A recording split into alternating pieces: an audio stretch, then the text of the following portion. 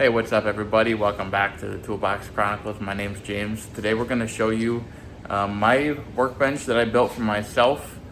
I did use the plans from someone I found on Google. I'll see if I can find the link. It has been a while. It's been really sturdy. It's been a great table. So I figured I'd go ahead and just share with you guys. Maybe it's something you're looking for in your workshop.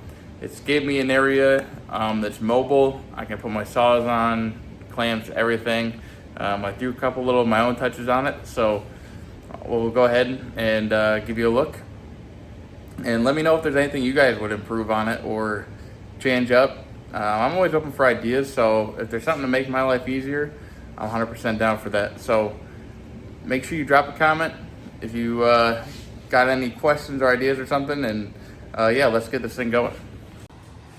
All right, guys, so I'm gonna do a little walk around first just to let you guys see what I got going on here. Like I said, this was someone else's plans, but I have added my own things here to kind of improve it the way I wanted to. I haven't been able to think of anything else I would add to it right now. There's a couple little things I gotta do to finish it up, but that's besides the point. So as you can see, originally I just built this part of the table. The plan didn't have casters in it. I did put casters on there. One thing I will say, I got locking casters, but they make casters that you can pretty much drop the whole table down, and that way it's like completely stationary again.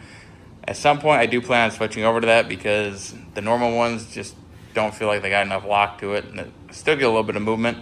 So I do plan on finding some of those, but I threw on, I think they're 3-inch, 2.5 or 3-inch wheels from Harbor Freight, just to have something on there to make it mobile. It works great because I can roll it in and out of my garage. And that's really what I was going for, so I wasn't constantly carrying the saws in and out. So originally the plans did not show to have the table saw in there, but as I saw pictures of other people's setups, I thought to myself, that would make it much more easier than being on a stand. They get heavy, they get annoying to move around. So I went ahead and built myself a little platform and mounted my table saw right to that. And then after I mounted it, I thought, well, it'd be really nice to have somewhere to, put screws or glue or whatever. So just scraps. A lot of this was built with scrap wood I had, besides the plywood and a couple 2x4s. So if you see just kind of random mismatched wood, that's why. But yeah, they worked out really good because you can put whatever in them. Went ahead and did the screws, so I got my square there. And I went to Tractor Supply one day, and they had these meter sticks here on sale for 99 cents. So I said, well, I might as well get 2 of those and have built-in, a couple built-in rulers and make my life a little bit easier. The great thing about these two is clamp storage. I put them there because they're the most convenient spot to put them.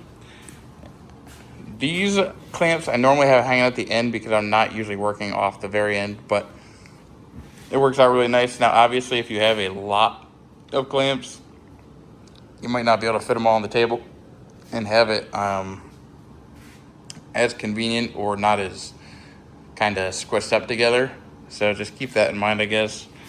I haven't ever found a different solution that I liked for holding my clamps, so this worked out great. Plus, they're right on the table when I need them for any sort of project I'm working on. And then down here, I had just a little Harbor Freight compressor when I was using my nail gun that was originally air. And I also have blow nozzles to blow off my projects, but so I went ahead and just mounted it right to the bench.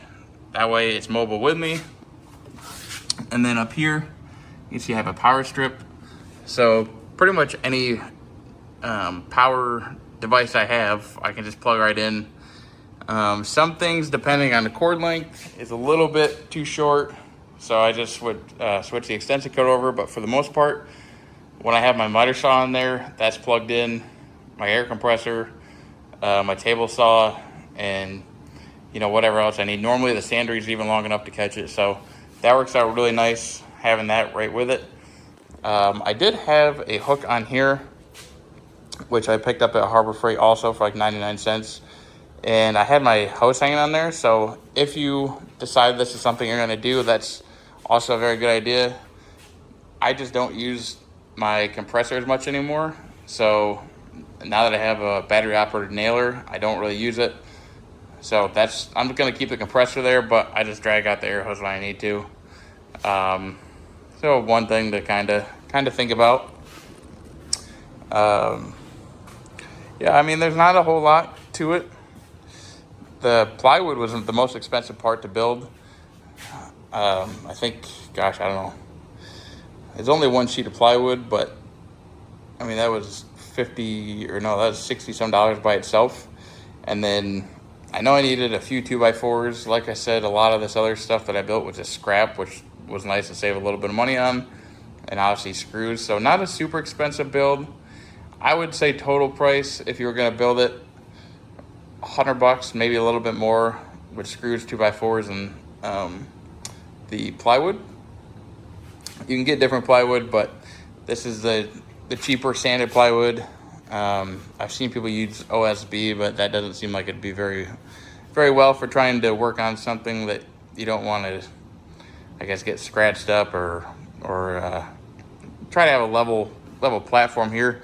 I went and nailed or screwed it all down in sequence to ensure that my work area was flat, which has been nice. And then when I take long rips across with my boards, I have plenty of room for those to go and get caught, and I don't have to worry about dropping off the edge of the table or anything. So the one last thing I would say that I've done on this is, let's see if we can find them. So I got a hole here and a hole here, and you'll see there's a couple there. And these random holes I got drilled is all set up for my miter saw. So when I have my saw, I can have it on right here. I can have it on right here, or the opposite over here. That way, I actually just run some long rods through it to help keep it stable on the table. And that way, I wanted to come up with a way to kind of lock it on there easier or better, but for me that works. It's keeping it on the table.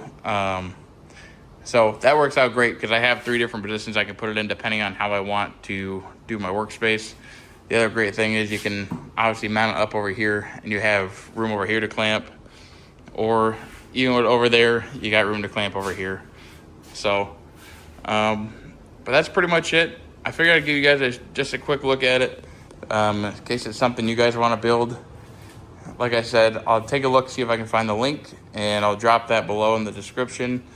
And hopefully this will inspire you guys to build something that might be more useful for you in a mobile workstation. And you can always adjust the size, bigger, smaller, but it's been great to be able to just have all my stuff on, scoot it out the door. So let me know if you guys have any questions about the work table or any ideas, any comments, just drop them below. I'm always open to new stuff to make, something more convenient, especially when it comes to doing this stuff. So like, comment, and subscribe, and we'll see you guys on the next one. Thanks for watching.